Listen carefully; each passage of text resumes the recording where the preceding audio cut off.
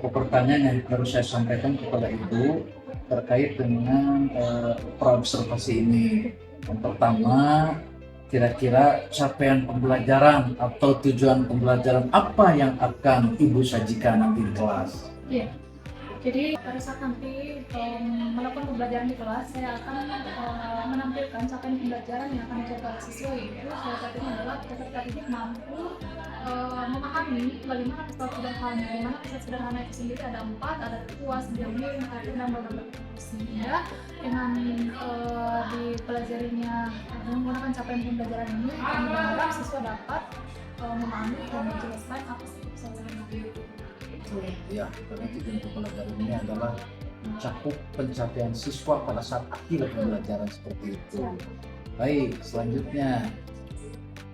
Nah, di dalam pembelajaran itu ada metode pembelajaran. Nah, kira-kira metode pembelajaran apa yang akan Ibu gunakan dalam pembelajaran terkait untuk mencapai tujuan pembelajaran itu? Dan apa kira-kira alasannya? Silakan. Untuk materi pesawat sederhana ini sendiri, saya akan mencoba untuk memberikan pendekatannya itu dengan menggunakan eksperimen, metodenya eksperimen. Ya, jadi nanti siswa akan melakukan praktikum bagaimana cara menyeimbangkan kuas dengan cara praktikum.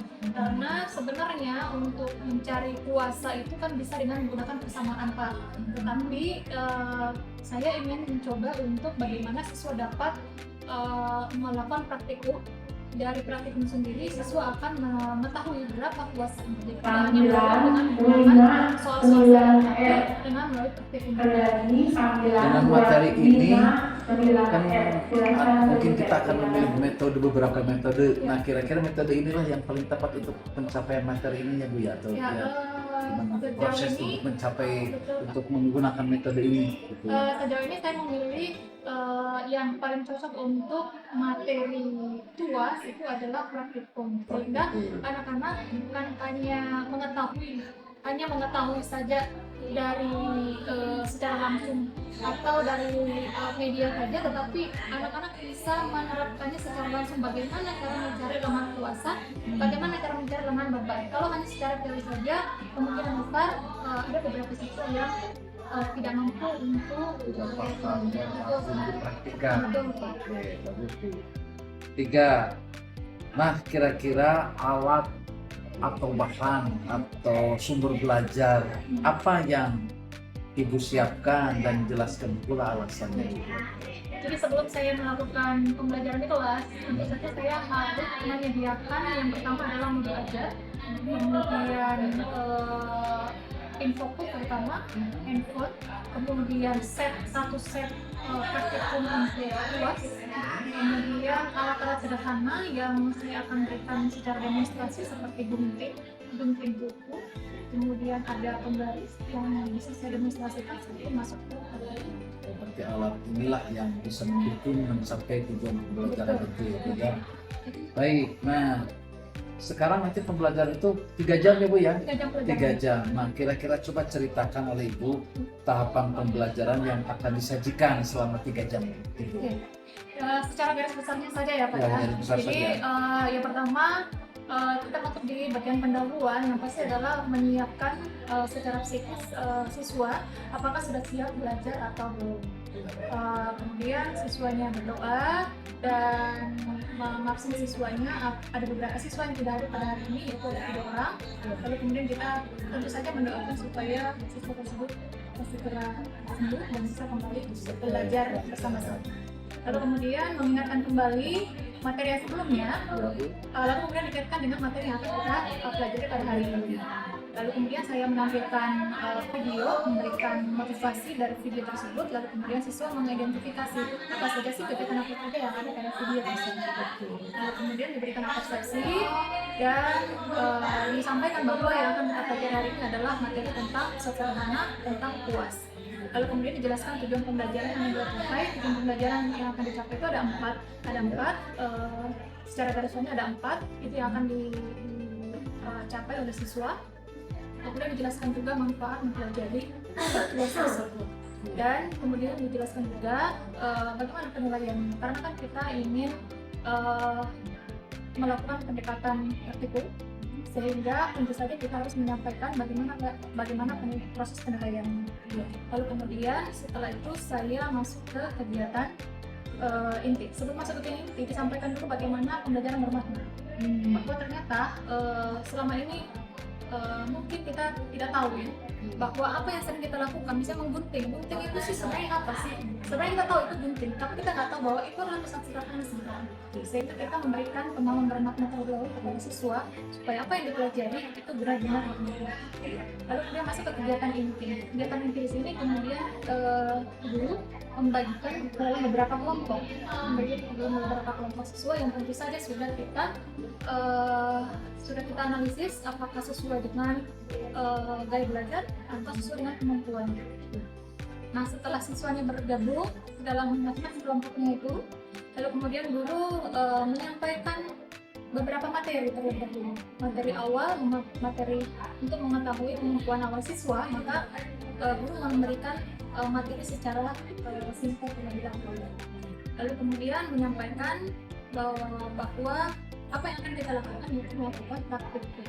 Bagaimana langkah-langkahnya nanti dijelaskan di KPD ini. Setelah itu guru membimbing siswa dalam melakukan praktikum. Siswa melakukan praktikum, kalau misalnya ada yang tidak tahu, guru berkeliling kemudian membantu barangkali ada yang tidak dipahami, lalu kemudian setelah selesai siswa berdiskusi mencari jawaban dari pertanyaan yang ada di RKPD tersebut.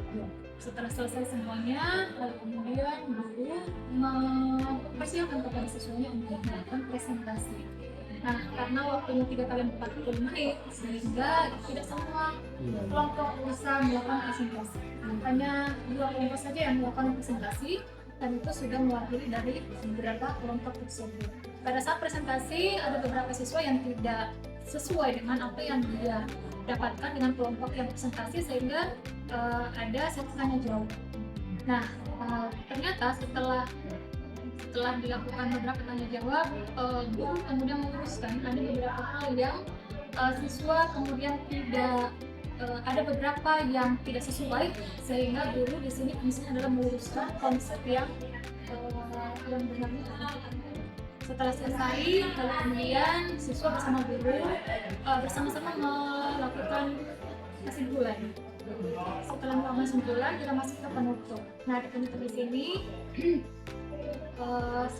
guru menyampaikan bagaimana sebenarnya harusnya dikasih evaluasi, tetapi karena di dalam RKPD itu siswa sudah menyelesaikan soal-soal, sehingga untuk tujuan pembelajaran yang keempat yaitu siswa mampu menyelesaikan soal tentang cara mencari kuasa dan komponen mekanis, sehingga guru menganggap bahwa itu adalah termasuk dalam evaluasi.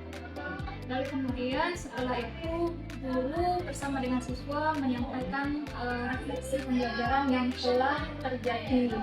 Bagaimana perasaannya setelah pembelajaran hari ini? Apakah ada yang suka atau ada yang tidak paham? Harus pandai di sini Bu pengalaman waktu ini. Karena biasanya di kajian penutup itu kadang-kadang waktu sudah selesai, kita belum sampai kepada kesimpulan, pada refleksi apalagi itu ya. Melakukan eksperimen itu batas waktu yang kita tentukan itu kadang-kadang itu molor, kadang-kadang lewat dari apa yang sudah kita lakukan, sehingga guru harus pandai-pandai untuk selalu mengingatkan bahwa pada saat praktikum waktunya sekian menit.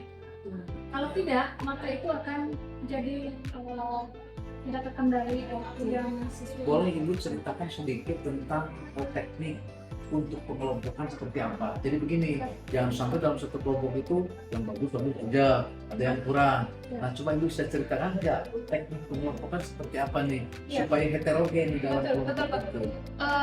Yang teknik yang saya lakukan adalah di awal pembelajaran itu saya melakukan memberikan tes terlebih dahulu Pak, jadi untuk mengetahui kemampuannya, sehingga yang dalam satu kelompok itu tidak semuanya yang semacam pretest gitu. Betul Pak. Jadi materi yang akan saya berikan itu saya berikan pretest terlebih dahulu, sehingga nanti akan kelihatan berapa nilainya. Nah, yang memiliki kemampuan tinggi tidak saya satukan semuanya, tetapi saya bagi secara acak. Sehingga dalam satu kelompok tersebut itu akan terbagi kemampuan rendah, sedang, dan tinggi. Oke, bagus Ibu untuk pengelompokan. Ada beberapa pertanyaan lagi yang ingin saya sampaikan. Nah, kira-kira nih, materi apa yang dianggap sulit oleh siswa berdasarkan perkiraan Ibu? Jika ada materi apa, dan jelaskan alasannya. Baik Pak, karena materi yang saya angkat ini adalah tentang misal sederhana puas atau pemukir, memang ada beberapa materi yang beberapa siswa yang bukan tidak memahami, tapi belum paham betul bagaimana cara mencari puasa tadi dengan pembagian secara desimal, karena tidak semua siswa mampu matematika. Itu yang susah, sehingga mungkin perlu pendampingan khusus untuk beberapa siswa yang memiliki kemampuan low di bidang matematis. Harus diperhatikan kebutuhan anak, kebutuhan siswa. Nah, ini sebetulnya sudah tertuang di dalam tujuan pembelajaran, tapi saya ingin coba menyampaikan pertanyaan ini tentang kompetensi apa yang bisa dimiliki siswa setelah mengikuti pembelajaran sesuai dengan harapan Ibu. Ya Pak, ya pasti sesuai dengan tujuan pembelajaran ya Pak ya. Saya tadi melihat bahwa kompetensi yang sudah dimiliki oleh siswa setelah melakukan pembelajaran, yang pasti pertama siswa dapat memahami apa sih puasa sederhana, jenis-jenisnya apa, kemudian contohnya apa. Yang kedua, dapat menjelaskan. Siswa dapat menjelaskan bagaimana cara kerja daripada pesawat sederhana itu sendiri. Kemudian siswa juga dapat mengidentifikasi mana tuas 1, mana tuas 2, mana tuas 3. Dan siswa juga dapat melakukan yang mana yang termasuk contoh tuas 1, mana yang termasuk contoh tuas 2, mana yang termasuk tuas 3. Seperti itu. Ada beberapa kompetensi yang sudah dimiliki oleh siswa sebelum melakukan pembelajaran.